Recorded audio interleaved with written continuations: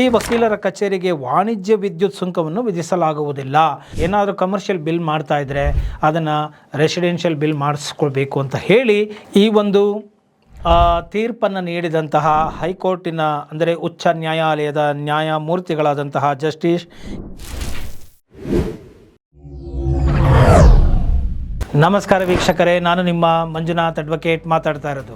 ಇವತ್ತು ಒಂದು ವಕೀಲರಿಗೆ ಬಹಳ ಸಂತಸವಾದಂತಹ ವಿಚಾರವನ್ನು ನಾನು ಹೇಳಬೇಕು ಅಂತ ಹೇಳಿ ಬಂದಿದ್ದೇನೆ.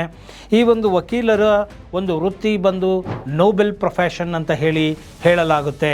ಇಂತಹ ಒಂದು ನೋಬೆಲ್ ಪ್ರೊಫೆಷನ್ ಯಾಕೆ ಅಂತ ಹೇಳಿದ್ರೆ, ಇವರು ಜನಗಳ ಒಂದು ನ್ಯಾಯಕ್ಕಾಗಿ ಇವರು ಹೋರಾಟವನ್ನು ಮಾಡ್ತಾರೆ. ಇದು ಸೇವೆಯಾಗಿದೆ, ಇದು ಬಿಸ್ನೆಸ್ ಅಲ್ಲ, ಇದು ಕಮರ್ಷಿಯಲ್ ಅಲ್ಲ, ಇದು ವ್ಯಾಪಾರ ಅಲ್ಲ ಅಂತ ಹೇಳಿ, ಇದು ವ್ಯಾಪಾರದ ಚಟುವಟಿಕೆಯ ಅಂಗ ಆಗೋದಿಲ್ಲ ಅಂತ ಹೇಳಿ ಈ ವಕೀಲರ ಕಚೇರಿಗೆ ವಾಣಿಜ್ಯ ವಿದ್ಯುತ್ ಸುಂಕವನ್ನು ವಿಧಿಸಲಾಗುವುದಿಲ್ಲ. ಕಮರ್ಷಿಯಲ್ಲು ಬಿಲ್ಲನ್ನು ವಕೀಲರ ಆಫೀಸ್ಗಳಿಗೆ ಕೊಡಬಾರದು ಅಂತ ಹೇಳಿ ಆರ್ಡರು ಆಗಿದೆ. ಈ ವಕೀಲ ವೃತ್ತಿಯು ನ್ಯಾಯದ ಸಹಾಯಕ್ಕಾಗಿ ನಿಯಂತ್ರಿತ ಬೌದ್ಧಿಕ ಮತ್ತು ನೈತಿಕ ವೃತ್ತಿಯಾಗಿದ್ದು, ವೈಯಕ್ತಿಕ ಕೌಶಲ್ಯ, ಸಮಗ್ರತೆ ಮತ್ತು ವಿಶ್ವಾಸಾರ್ಹ ಜವಾಬ್ದಾರಿಯ ಮೇಲೆ ಸ್ಥಾಪಿತವಾಗಿದೆ ಮತ್ತು ವ್ಯಾಪಾರ ಅಥವಾ ವ್ಯಾಪಾರ ಚಟುವಟಿಕೆಯಲ್ಲ ಅಂತ ಹೇಳಿ ಕರ್ನಾಟಕ ಉಚ್ಚ ನ್ಯಾಯಾಲಯವು ತೀರ್ಪನ್ನು ನೀಡಿದೆ.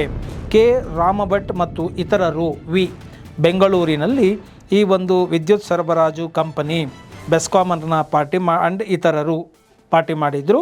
ರಿಟ್ ಪಿಟಿಷನ್ ನಂಬರು 29161 ಆಫ್ 2024 ಅಲ್ಲಿ ಆಗಿದೆ. ಇದು ತೀರ್ಪು ಬಂದು 8 ಅಕ್ಟೋಬರ್ 2025 ನೀಡಲಾಗಿದೆ. ಸೊ ಎಷ್ಟೋ ಬಾರಿ ನಾನು ಹೇಳ್ತಾ ಇದ್ದೆ, ಈ ಒಂದು ಬೆಸ್ಕಾಮ್ನವ್ರಿಗೆ ಈ ಥರ ಎಲ್ಲ ತೊಂದರೆ ಆದರೆ ಹೇಗಪ್ಪ ಅಂತೇಳಿ.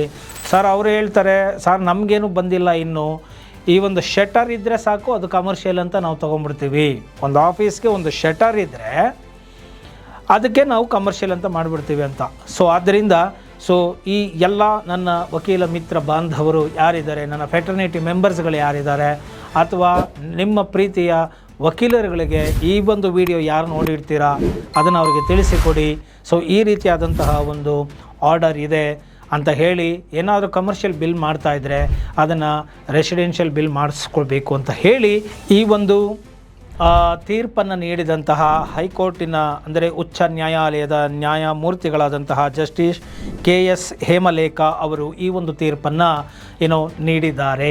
ಈ ಒಂದು ವಿಡಿಯೋವನ್ನು ಇಲ್ಲಿಗೆ ಮುಗಿಸ್ತಾ ಇದ್ದೀನಿ. ಇಷ್ಟ ಆಗಿದ್ದೆ ಆದಲ್ಲಿ ಮರೆಯದ ಹಾಗೆ ಲೈಕ್ ಮಾಡಿ ಹಾಗೂ ಶೇರ್ ಮಾಡಿ ಇತರರಿಗೂ ಕೂಡ, ಹಾಗೂ ಮರೆಯದ ಹಾಗೆ ಕಾಮೆಂಟ್ ಮಾಡಿ ಅಂತ ಹೇಳಿ ಈ ವಿಡಿಯೋವನ್ನು ಅಂತ್ಯ ಮಾಡ್ತಾ ಇದ್ದೀನಿ. ಜೈ ಹಿಂದ್, ಜೈ ಕರ್ನಾಟಕ ಮಾತೆ.